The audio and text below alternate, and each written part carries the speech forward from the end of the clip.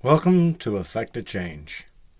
Here you will experience stories from the neurodivergent minds from Medium.com.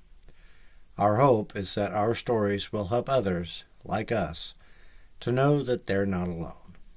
Be sure to like, comment, share, and subscribe. Link to the author's profiles and stories will be listed in the description, as well as a link where you can show your support.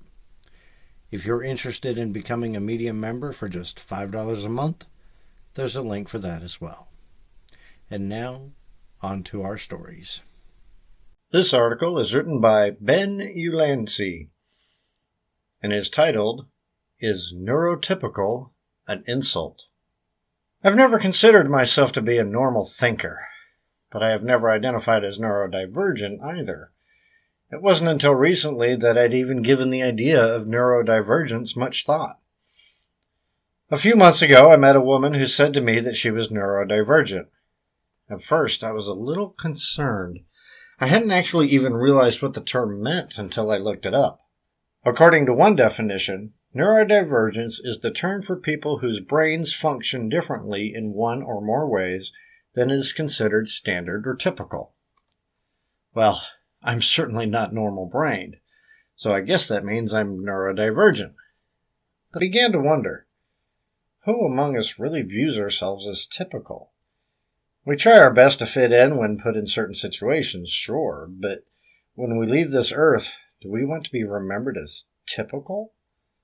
To me, to call someone neurotypical is an outright insult. To me, it's the same thing as calling them average.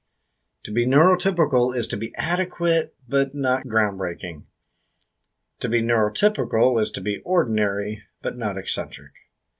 To be neurotypical is to be dull, bland, and flavorless in a varied world. The truth is, I don't believe any of us are born neurotypicals. Who would look at the butterfly-chasing, tree-climbing child and call his thinking typical? Our brains are a complex network of 86 billion neurons and 1,000 trillion synapses. Our uniqueness is mathematically bound. Divergence is in our very nature. We are abstract beings.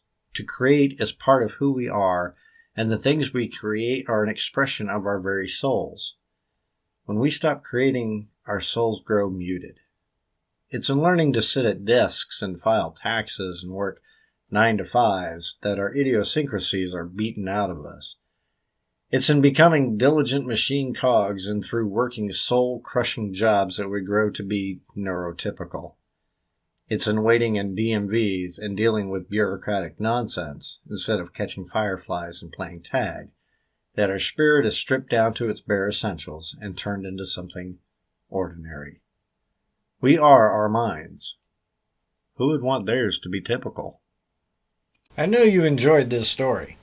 Show your support to the writer by following the links in the description and sharing it with your friends. Support this channel with likes, shares, and by subscribing. Any donations are greatly appreciated as well.